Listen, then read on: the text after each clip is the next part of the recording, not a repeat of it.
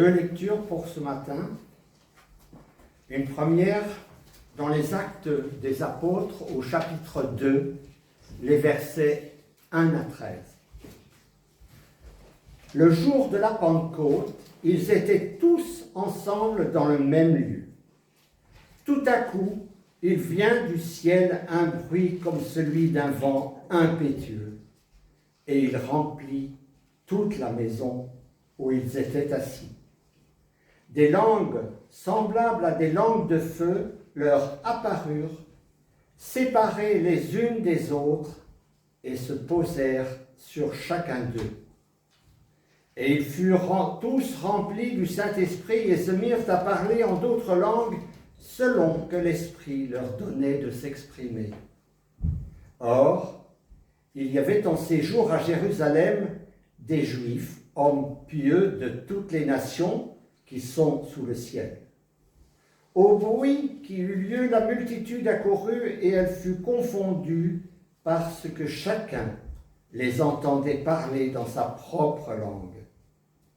Ils étaient tous dans l'étonnement et la surprise, et ils se disaient les uns aux autres, « Voici, ces gens qui parlent, ne sont-ils pas tous Galiléens?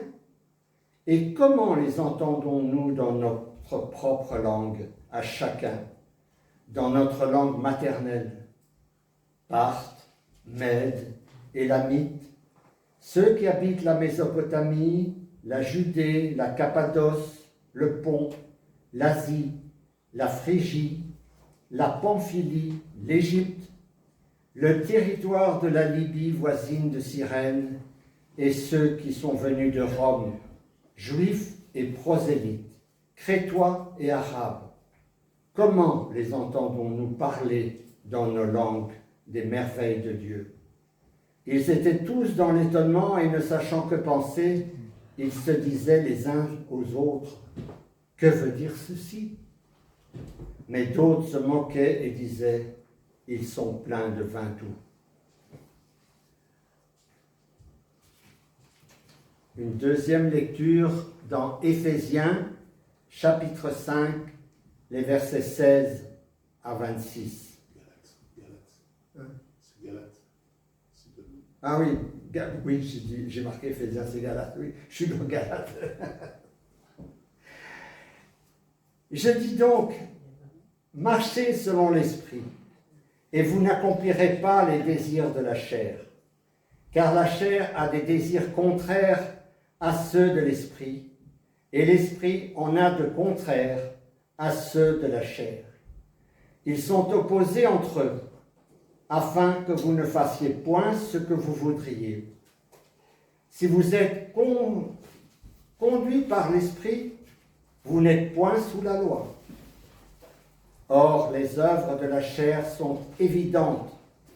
Ce sont la débauche, l'impureté, le dérèglement, l'idolâtrie, la magie, les rivalités, les querelles, les jalousies, les animosités, les disputes, les divisions, les sectes, l'envie, l'ivrognerie, les excès de table et les choses semblables.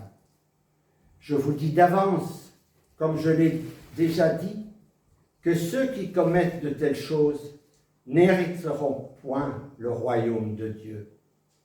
Mais le fruit de l'esprit, c'est l'amour, la joie, la paix, la patience, la bonté, la bienveillance, la foi, la douceur, la maîtrise de soi. La loi n'est pas contre ces choses.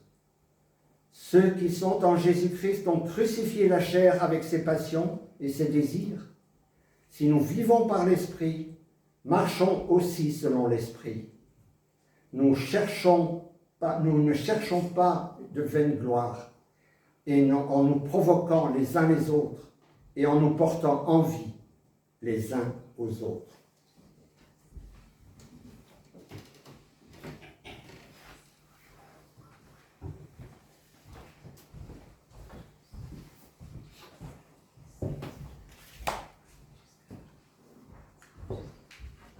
Frères et sœurs, je vois déjà quelques-uns au fond de leur cœur dire « C'est pas possible, Pentecôte est derrière nous. C'est des textes qui sont lus généralement à la Pentecôte. Mais la fête de Pentecôte a eu lieu il y a 2 semaines. Pourquoi parler encore de la Pentecôte ou du Saint-Esprit? Je pense que c'est tellement important le sujet du Saint-Esprit que tous les jours pour nous, c'est comme Pentecôte. Parce qu'on ne peut pas vivre la vie chrétienne sans l'Esprit de Dieu. On peut aimer la parole de Dieu. On peut la lire, on peut prendre des décisions. Mais sans l'Esprit, nous allons ramer et nous allons souffrir.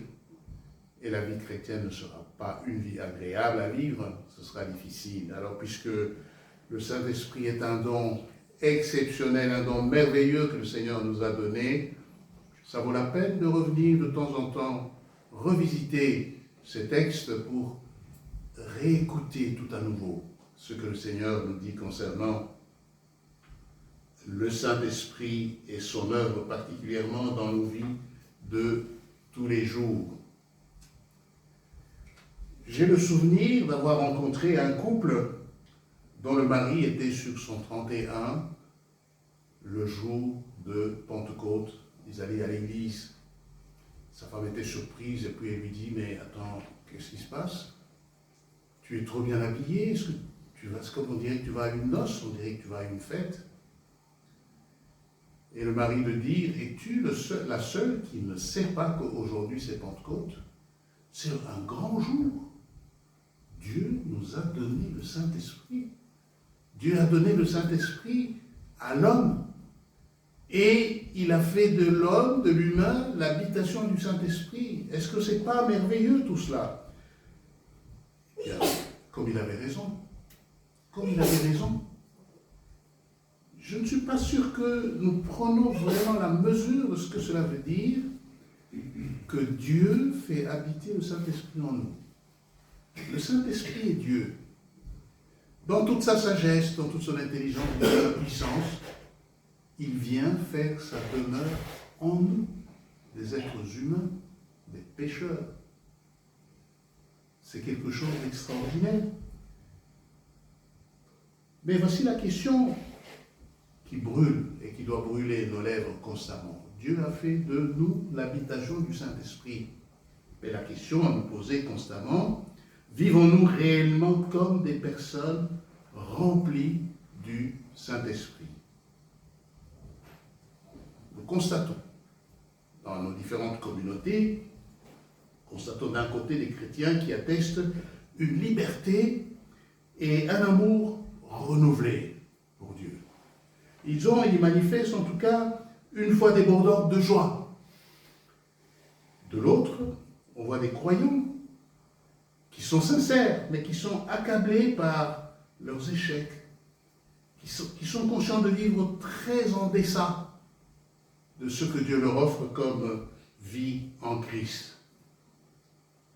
Il y a donc, dans ces personnes, comme dans tout autre, un désir de vivre une autre qualité de vie, un désir de vivre la vie à laquelle Dieu nous appelle. Mais on constate une sorte de contradiction entre ce qu'on vit en réalité et ce qui nous est offert. La question est donc celle-ci: comment vivre au quotidien une vie selon l'Esprit?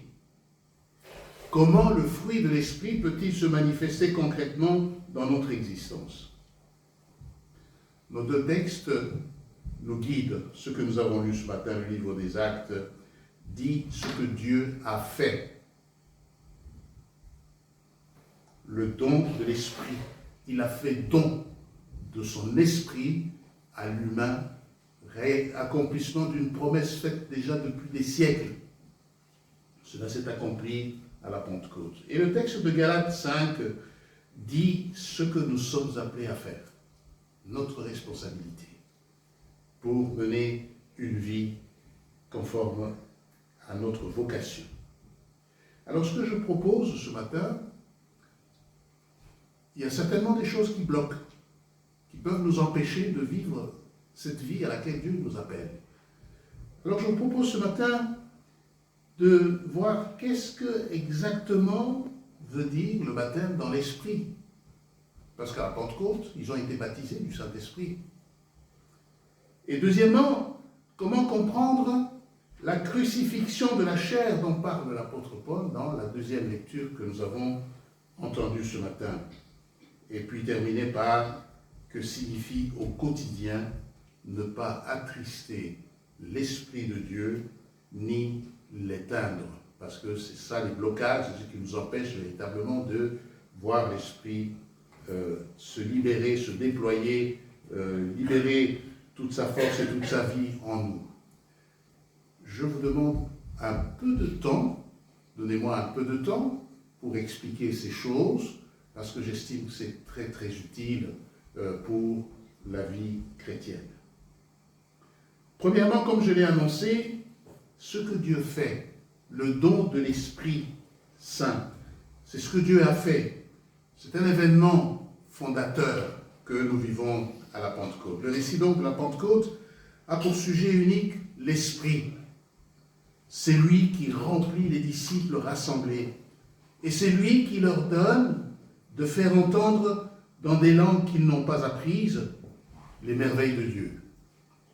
Et les phénomènes sensibles qui accompagnent cette arrivée, cette venue, ce don de l'Esprit, c'est le bruit du vent violent, les langues de feu qui se posent sur chacun d'eux, et tout cela ne sont que des signes de la présence de l'Esprit. Ça nous rappelle un petit peu une autre théophanie, une autre apparition, une autre manifestation de Dieu, celle du Sinaï. Au Sinaï, quand Dieu se montre à son peuple, il ne se montre pas de manière discrète, il vient avec, dans ce phénomène extraordinaire de vent et de tonnerre et de bruit, pour montrer qu'il y a un événement particulier qui est en train de se passer ici. Et je pense que c'est à cela que tous ces événements qui se passent à la Pentecôte nous rappellent justement la théophanie de Dieu. Cela ressemble fort à ce qui s'est passé au mont Sinaï, mais avec la différence que là-bas, la loi de Dieu était inscrite sur des pierres. Mais ici, l'Esprit vient inscrire la loi de Dieu dans les cœurs des uns et des autres. Donc cet événement a été annoncé par les prophètes, comme je le disais, ce n'était pas une surprise ce qui arrive à la Pentecôte ce jour-là. Le prophète Joël, je vais citer juste quelques exemples, le prophète Joël dit « Après cela, dit le Seigneur, je répandrai mon esprit sur toute chair. » Ézéchiel qui dit « Je mettrai mon esprit en vous. » Et puis Jean-Baptiste, « Moi je vous baptise d'eau. Lui vous baptisera du Saint-Esprit. » L'Esprit, ce qui se passe à la Pentecôte, l'Esprit n'est pas réservé à quelques individus choisis pour des tâches particulières comme ce fut dans le Premier Testament. Il est répandu sur toute chair. Il est répandu sur tout être humain. L'Esprit, dirait-on, est démocratisé. Il y a la démocratisation du Saint-Esprit est donnée aux hommes comme aux femmes, aux jeunes comme aux vieux, aux jeunes gens comme aux autres, en tout cas à toute l'humanité. Le Saint-Esprit est donné, c'est Dieu qui donne. Voilà l'acte que Dieu pose, c'est le don. Le Saint-Esprit est donc un don que nous recevons de la part de Dieu. Ce n'est pas quelque chose que nous avons, ou quelqu'un que nous avons acquis par la force de notre volonté ou par la force de notre bras, mais c'est un don. Et ce jour-là, l'Esprit est donné. Le peuple est baptisé. Le peuple de Dieu qui était là, ce premier groupe qui était là. Et je pense qu'une clarification s'impose à propos du baptême dans l'esprit dont il est question ici. Alors pour bien expliquer cela, les hommes et les femmes qui nous ont précédés ont réfléchi sur le sujet, et puis je vous présente un petit peu ici deux positions, la position classique, réformée et évangélique. Comment ils expliquent ce phénomène? Pour eux, les réformés, les évangéliques, Calvin en tête, le baptême dans l'esprit est la dimension de l'œuvre de salut par laquelle le Saint-Esprit nous unit à Christ. Le Saint-Esprit nous régénère. Le Saint-Esprit vient habiter en nous. Il se produit ce phénomène se produit au moment de notre conversion, de manière invisible et de manière souveraine. C'est ce que exprime Acte 2:38. « Repentez-vous, dit Pierre, et vous recevrez le don du Saint-Esprit. » Le don de l'Esprit est ici la bénédiction normale, constitutive du salut, accordée à tous ceux qui se repentent et qui croient. Il n'y a pas de chrétien sans l'Esprit Saint, car Paul le dit sans ambiguïté, « Si quelqu'un n'a pas l'Esprit de Christ, il ne lui appartient pas. » Et puis il y a l'autre position, la position pentecôtiste classique, le mouvement de Pentecôte qui est né le siècle dernier, au début du siècle dernier, en 1906, à Azusa Street, à Los Angeles, a développé une théologie du baptême dans l'esprit comme deuxième expérience, distincte et postérieure à la conversion, accompagnée par le signe initial du parler en langue. Cette position appuie notamment est plutôt appuyée notamment sur les récits des Actes des Apôtres où le don du Saint-Esprit survient après la foi et le baptême.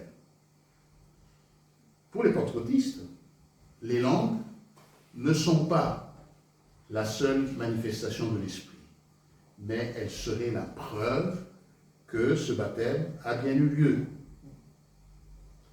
Nous pouvons évaluer ensemble ces deux positions et donner quelques observations qui permettent de nuancer et d'intégrer positivement ces deux perspectives. Les récits des actes sont des récits transitoires. Ils décrivent des étapes historiques.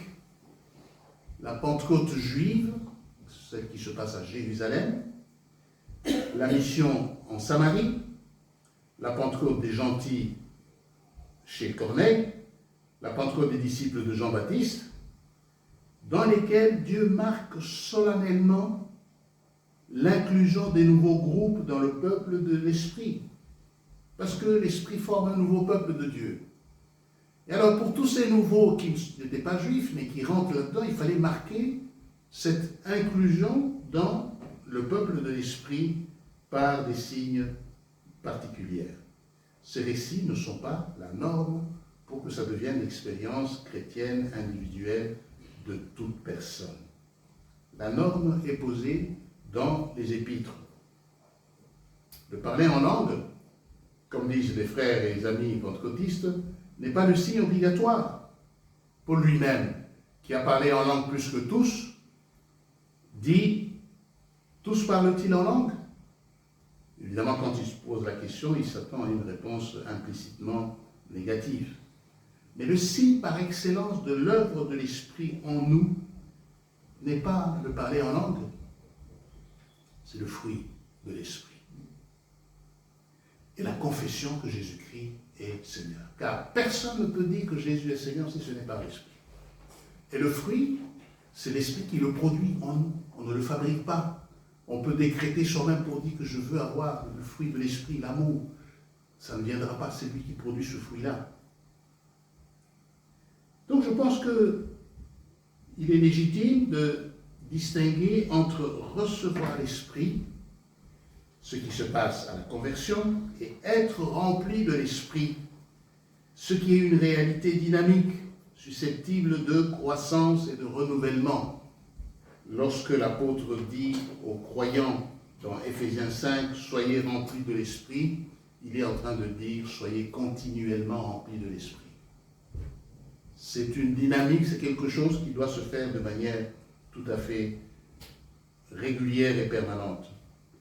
Cela implique qu'on peut être possesseur de l'Esprit, être habité par l'Esprit, sans en être rempli par lui-même, c'est-à-dire sans être gouverné par lui. Je peux donner peut-être une illustration qui peut nous aider à comprendre un petit peu ce qui semble être abstrait dans mes propos. Un enfant est fils de son père et de sa mère à la naissance. Mais cet enfant, il ne devient pas plus enfant quand il vit dans la maison, mais il est toujours enfant. Mais il y a des moments où cet enfant s'écarte un peu des parents, ne les écoute pas, ne les suit pas. Il devient difficile, il devient insupportable. Mais il demeure toujours enfant.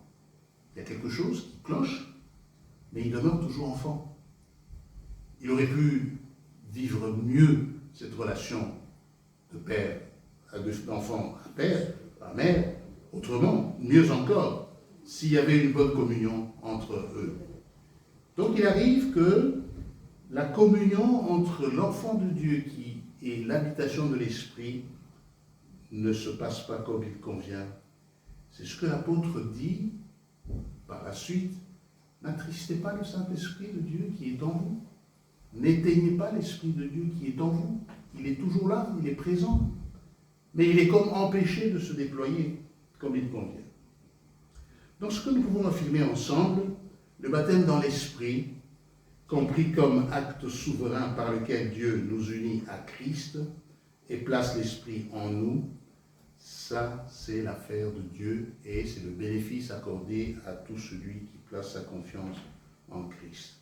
Il n'est pas réservé à une élite spirituelle.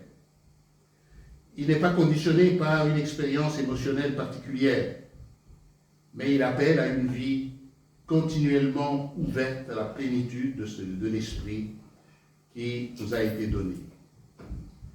C'est donc cette ouverture dynamique et non l'événement fondateur qui est l'objet de nos textes aujourd'hui. Alors il y a une forme de tension qui apparaît dans le deuxième texte que nous avons lu, où l'apôtre dit « Marchez selon l'Esprit et vous n'accomplirez pas les désirs de la chair. » En d'autres termes, Paul est comme en train de dire qu'il y a en vous comme deux entités qui aimeraient vous commander.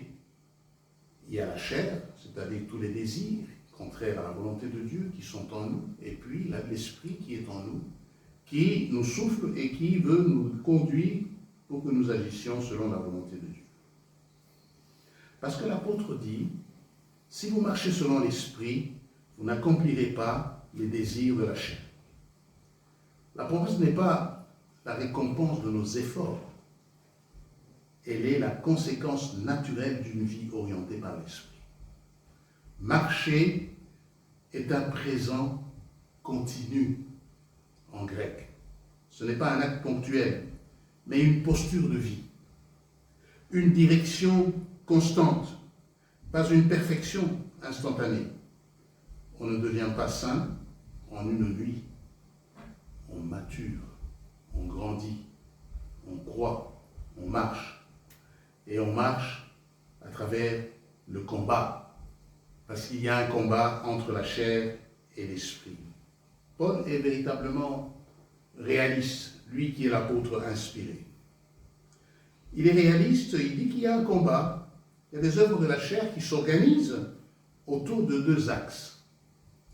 Et il les cite. Le premier axe, c'est tout ce qui concerne les excès de la volonté de jouissance. Il n'y a pas de limite, il n'y a pas d'arrêt. Jouissance, l'impudicité, l'impureté, la dissolution, toutes les formes du désordre qui traitent l'autre comme un objet. Et puis, le deuxième axe, c'est les dérives de la volonté de puissance.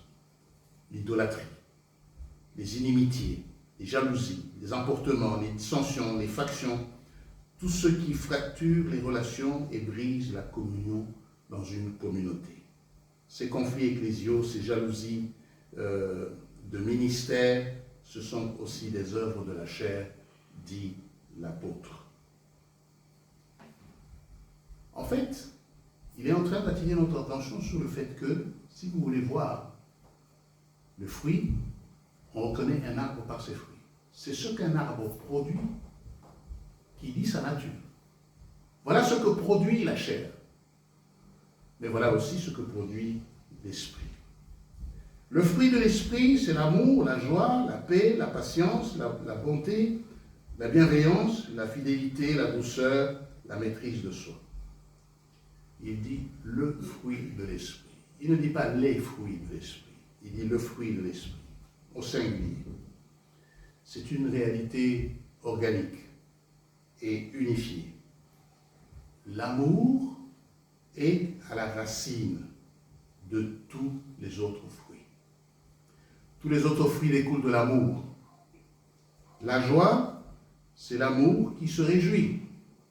La paix, c'est l'amour qui réconcilie. La patience, c'est l'amour qui supporte. La douceur, c'est l'amour qui renonce à la force. La maîtrise de soi, c'est l'amour qui gouverne ses propres passions. Ce fruit n'est pas notre performance. Je l'ai dit tout à l'heure. Dans la morale, par l'effort, on dit « je produis ». Dans la vie selon l'esprit, je reçois. J'accueille le fruit que produit l'esprit en moi. L'homme ne peut pas se vanter de ses fruits. Il ne peut pas s'en étonner, mais il peut rendre grâce à Dieu. Il peut reconnaître ce que Dieu fait en lui. Et ceux qui sont à Christ, dit l'apôtre, ont crucifié la chair. Je crois qu'une clarification ici aussi est nécessaire. Ceux qui sont en Christ ont crucifié la chair avec ses passions et ses désirs. Si nous vivons par l'Esprit, marchons aussi selon l'Esprit, dit l'apôtre. Donc ce verset soulève une question théologique centrale qui mérite qu'on s'y arrête un petit peu. Qui crucifie la chair? Qui la crucifie? Christ ou bien moi-même? La réponse est les deux. Mais pas de la même manière, ni au même moment. Ce que Christ a déjà fait, c'est l'indicatif de la grâce. Et quand nous lisons tous ces textes, ils nous disent que la chair a été crucifiée. C'est comme si un acte a été accompli, et pour ceux qui s'intéressent beaucoup à la grammaire, c'est un aoriste qui est utilisé ici, c'est un acte qui a été posé dans le passé et une bonne fois pour toutes, dont les effets peuvent continuer et se manifester aujourd'hui encore. Et ça, c'est le Christ qui l'a fait, qui l'a accompli. Et l'apôtre dira aussi, j'ai été crucifié avec Christ. Et si je vis, ce n'est plus moi qui vis, mais c'est Christ qui vit en moi. Ce que Paul affirme ici n'est pas une réalité morale que nous aurions accomplie par notre discipline. C'est une réalité théologique et objective. En Christ, notre ancienne nature, notre moi, esclave du péché, a été mise à mort. La tyrannie de la chair a été brisée à la croix. Ce verdict est prononcé, il est définitif. Donc Dieu a déjà accompli cette œuvre-là. Imaginez un esclave, encore peut-être une illustration pour nous aider à mieux comprendre. Imaginez un esclave dont le maître vient de mourir. Sa vie dépendait de son maître. Il devait obéissance à son maître. Mais le maître est mort. Juridiquement, il est censé être libre. Mais les vieux réflexes d'un esclave, parce que toute sa vie il a été esclave, ces vieux réflexes ne partent pas en un jour. Il peut toujours se rappeler de ce que son maître lui disait et il peut commencer à répéter ces mêmes gestes-là. Or, juridiquement, son statut a changé. Donc, il y a un travail à faire pour déconstruire tout ce qu'il avait construit pendant toute cette période d'esclavage pour, à la place, cultiver des nouvelles habitudes et entrer dans cette nouvelle identité qui est la sienne. Donc, notre responsabilité est active. C'est pour cela qu'on parle de l'impératif, de la foi. Marchez selon l'esprit et vous n'accomplirez pas les désirs de la chair. Donc nous avons une responsabilité aussi là-dedans. Et l'apôtre va dire, par ailleurs, considérez-vous vous-même comme morts au péché et comme vivants pour Dieu en Jésus-Christ.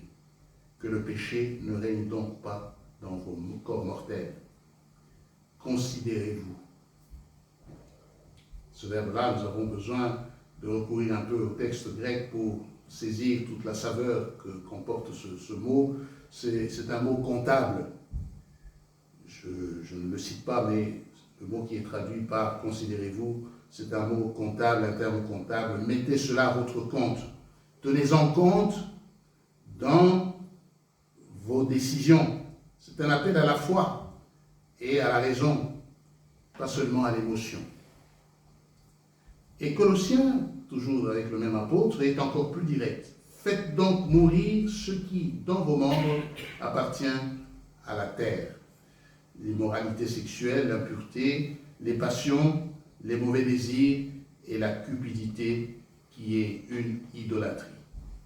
Ici, c'est un impératif aussi présent, mortifié. Continuez donc à mettre à mort les désirs de la chair. C'est ce que Paul appelle la mortification. Ça veut dire quoi? Ça veut dire que le Saint-Esprit qui nous accompagne peut mettre le doigt sur des choses et des domaines dans notre vie qui ont besoin de transformation. Et nous pouvons collaborer avec lui pour en être victorieux. La part de Dieu, c'est-à-dire que nous a donné une nouvelle identité, devenons ce que nous sommes. Nous devenons ce que nous sommes en développant des bonnes habitudes, mais aussi en coupant la nourriture au vieil homme. Quelques exemples. Il est question de l'impureté. Comment nourrit-on l'impureté? On peut nourrir l'impureté par des images, on peut nourrir l'impureté par des lectures, on peut nourrir l'impureté par la fréquentation des mauvais endroits. Il est question de couper ce genre de choses. C'est-à-dire d'arrêter ces mauvaises lectures, d'arrêter ces visions, d'arrêter les fréquentations. Les mauvaises compagnies corrompent toujours les mœurs. Donc ça, c'est notre part. Dieu ne le fera pas à notre place. C'est nous qui arrêtons, c'est nous qui coupons la nourriture du vieil homme. On peut dire la même chose aussi si nous avons une langue très facile qui peut détruire les autres. En colportant des mensonges, eh bien, on arrête tout simplement ce genre de fréquentation. On les arrête. Et puis, non seulement on refuse d'alimenter la chair, mais la nature a horreur du vide. Si nous ne faisons que lutter, que refuser, ça ne produira rien du tout. Jésus nous disait d'ailleurs que si on chasse un démon et qu'on laisse la place vide, il va appeler d'autres, ils vont venir, ils seront encore plus forts et plus nombreux pour occuper le lieu. La nature a horreur du vide, donc il faut que nous développions des bonnes habitudes. Il faut que nous nourrissions notre pensée avec la parole de Dieu, dans la méditation, dans l'étude de cette parole, dans la vie de prière, dans la communion fraternelle. C'est des choses positives, des actes positifs que nous pouvons poser qui peuvent nous aider à nourrir notre être profond et ainsi nous serons sur la voie de ceux qui marchent selon l'esprit et non selon la chair. Peut-être pour terminer, j'aborde le troisième point que je vous avais annoncé, ne pas attrister l'esprit, ne pas éteindre cet esprit. Qu'est-ce que cela signifie au quotidien? Paul nous donne deux avertissements que l'on n'articule pas toujours ensemble. N'attristez pas le Saint-Esprit de Dieu par lequel vous avez été scellés pour le jour de la rédemption. N'éteignez pas l'esprit. Ces deux injonctions ne sont pas redondantes. Elles désignent deux réalités distinctes. Attrister l'esprit.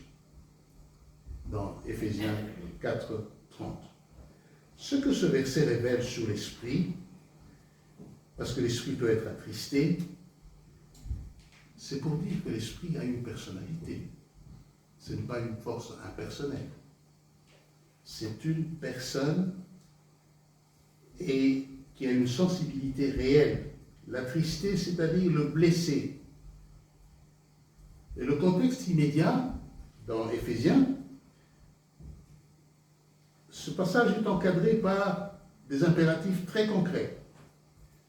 Et quand on les lit, on lit les versets qui précèdent, voilà ce dont il est question. Il est question de mensonges, il est question de colère, il est question de vol, de mauvaises paroles, d'aigreur, d'irritation, de clameur, de calomnie, de méchanceté. Ce sont ces péchés relationnels et langagiers de la langue qui attristent l'esprit de Dieu. Ce n'est pas d'abord une question d'expérience mystique ou liturgique. L'esprit est attristé par l'ordinaire de nos relations, le mensonge que je maintiens avec mon collègue, la colère que je laisse fermenter contre mon conjoint, les mots blessants que je prononce contre un frère d'église, la médisance que je laisse circuler, la rancune que je refuse de déposer. Tout cela attriste l'Esprit de Dieu. Comment ne pas éteindre l'Esprit de Dieu? Le verset qui parle d'éteindre le Saint-Esprit s'inscrit dans une série de brèves exhortations pratiques. Réjouissez-vous toujours, priez sans cesse, rendez grâce en toutes choses, n'éteignez pas l'Esprit, ne méprisez pas les prophéties, mais examinez toutes choses. La métaphore est celle du feu. L'Esprit est un feu qui brûle. On peut l'éteindre. Quelle différence avec le verset précédent? Attrister l'Esprit, c'est un péché commis activement. Je fais quelque chose qui lui est contraire. Éteindre l'Esprit, c'est un péché d'omission ou de résistance. Je refuse ce qu'il veut allumer en moi ou à travers moi. Et alors, comment éteint-on l'Esprit concrètement? En refusant ses impulsions au service, par exemple. L'Esprit crée des occasions. Une personne seule à côté de moi, dans le bus, un collègue qui souffre, un appel à s'engager dans un ministère dans l'Église. Quand on les ignore systématiquement, par confort ou par peur, on étouffe progressivement la voix de l'Esprit. On peut le faire aussi en dévalorisant les manifestations de l'Esprit dans la communauté. Paul précise, ne méprisez pas les prophéties. Dans la communauté rassemblée, l'Esprit parle, l'Esprit édifie, l'Esprit console, l'Esprit exhorte. Mais une atmosphère d'incrédulité, de scepticisme systématique ou de contrôle institutionnel excessif peut étouffer la liberté de l'Esprit dans une communauté. On peut ajouter encore d'autres choses en négligeant les disciplines spirituelles. L'Esprit est comme un feu qui a besoin d'être entretenu. Une prière négligée, une parole non lue, une communion fraternelle désertée, ce sont autant de manques d'oxygène pour ce feu. Paul dit à Timothée, je t'exhorte à ranimer le don de Dieu qui est en toi. Mais on peut éteindre l'Esprit aussi en choisissant la sécurité plutôt que l'obéissance.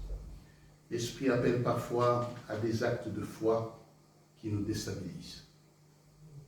Un pardon difficile, une parole de témoignage risquée, un acte de générosité coûteux, une réconciliation qui exige de l'humilité.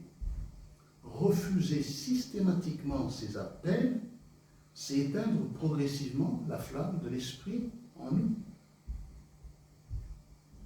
Pour marcher selon l'Esprit, là je suis en train d'arriver à la fin de ma méditation. Comment marcher selon l'Esprit? Quelques jalons pratiques. Si la vie selon l'Esprit est un don, elle n'est pas passive. Elle appelle une coopération active. Voici 4 jalons. Je vais les citer très rapidement. Il faut désirer cette vie-là et il faut la demander. Prendre conscience que je vis en deçà de ce que Dieu m'appelle à vivre, ce n'est qu'une étape. Encore faut-il désirer sortir de cet état. On ne donne pas à boire à celui qui n'a pas soif. Le Seigneur disait, celui qui a soif, qu'il vienne à moi et qu'il boive, des fleuves d'eau vive couleront en son sein. Il faut avoir donc soif, il faut le désirer, et puis il faut le demander. Et puis il faut se laisser transformer par la parole et la prière. C'est le terreau dans lequel l'Esprit travaille. La parole de Dieu et la prière sont des instruments premiers par lesquels l'Esprit nourrit, convainc, réoriente, guérit. Une vie de disciple sans ces deux pratiques régulières est comme un arbre dont on a coupé les racines. Et puis troisièmement, vivre plutôt la communion fraternelle comme lieu de l'esprit. On n'est pas chrétien tout seul. L'Église n'existe pas par hasard. L'Église a été créée par Dieu lui-même. Il nous sauve individuellement, mais il nous insère dans le corps du Christ pour que nous vivions avec les autres. Nous avons besoin les uns des autres. On ne peut pas dire que j'aime le Seigneur et je n'aime pas l'Église. Le Seigneur sait qu'elle est parfaite, elle est imparfaite. Elle est constituée des hommes et des femmes